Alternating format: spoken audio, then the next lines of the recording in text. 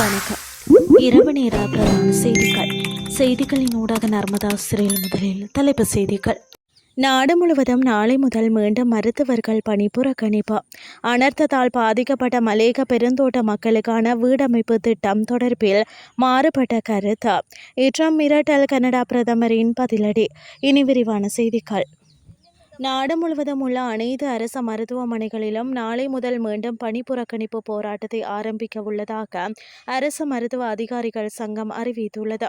முன்னதாக தற்காலிகமாக இடைநிறுத்தப்பட்டிருந்த இந்த தொழிற்சங்க நடவடிக்கை தற்போது மீண்டும் தொடரவுள்ளது.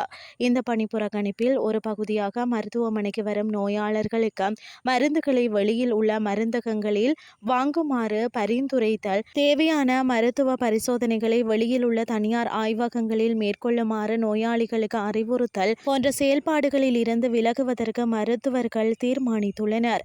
அரசாங்கத்திடம் முன்வைக்கப்பட்ட கோரிக்கைகள் நிறைவேற்றப்படாததை கண்டித்து இந்த நடவடிக்கை எடுத்துள்ளதாக அரசு மருத்துவ அதிகாரிகள் சங்கம் தெரிவித்துள்ளது. டிட்வா சூறாவளியால் பாதிக்கப்பட்ட மலேக பெருந்தோட்ட மக்களுக்கான வீடமைப்பு திட்டம் தொடர்பில் மாறுபட்ட கருத்துக்கள் எழுந்துள்ளன. பாதிக்கப்பட்ட மக்களுக்கான வீடமைப்பு திட்டம் அனுராதபுரம் மற்றும் குருநாகல் மாவட்டங்களில் ஆரம்பிக்கப்பட்டுள்ள நிலையில் மலேக மக்களுக்கான வீடமைப்பு திட்டம் குறித்த துறை சார்ந்த அமைச்சர் மற்றும் அமைச்சின் அதிகாரிகளிடம் இன்று வினவியது. இந்த நிலையில் மலேக பெருந்தோட்ட மக்களுக்கான வீடமைப்பு திட்டம் தமது நிலையத்தின் கீழ் முன்னெடுக்கப்படவில்லை என அனர்த்த நிவாரண சேவைக்கான மத்திய நிலையம் அறிவித்துள்ளது. அதே நேரம் பெருந்தோட்ட துறைசார் அமைச்சின் கீழ் அதற்கான திட்டம் முன்னெடுக்கப்படுவதாக அந்த நிலையம் தெரிவித்துள்ளது. எனினும் டிட்வா சூறாவளியால் பாதிக்கப்பட்டுள்ள மலேக பெருந்தோட்ட மக்களுக்கு விசேட வீடமைப்பு திட்டம் தயார் செய்யப்படவில்லை என பெருந்தோட்ட உட்கட்டமைப்பு அமைச்சின் செயலாளர் பிரபாத் சந்திரகீர்த்தி தெரிவித்தார்.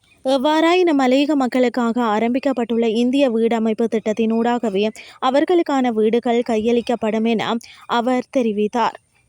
இனி வெளிநாட்டு செய்திகள்.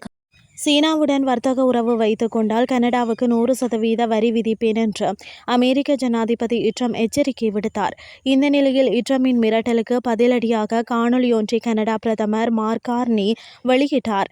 அதில் நாட்டு மக்களுக்கு வேண்டுகோள் விடுத்து அவர் பேசியதாவது: வெளிநாட்டு அச்சுறுத்தலை சமாளிக்க கனடா பொருட்களையே வாங்குவோம், கனடாவை கட்டமைப்போம். மற்ற நாடுகளின் செயல்களை நம்மால் கட்டுப்படுத்த முடியாது. எனவே நம்மால் எதை மாற்ற முடியுமோ அதில் மட்டும் கவனம் செலுத்துவோம். கனேடியர்கள் தங்கள் பணத்தை உள்நாட்டில் செலவழித்து உள்ளூர் தொழிலாளர்களை ஆதரிக்க ஊக்குவிக்க வேண்டும் என தெரிவித்துள்ளார். இத்துடன் செய்திகள் யாவன் நிறைவடைகின்றது. அடுத்து காலை 8:30 எதிர்பாருங்கள். நன்றி.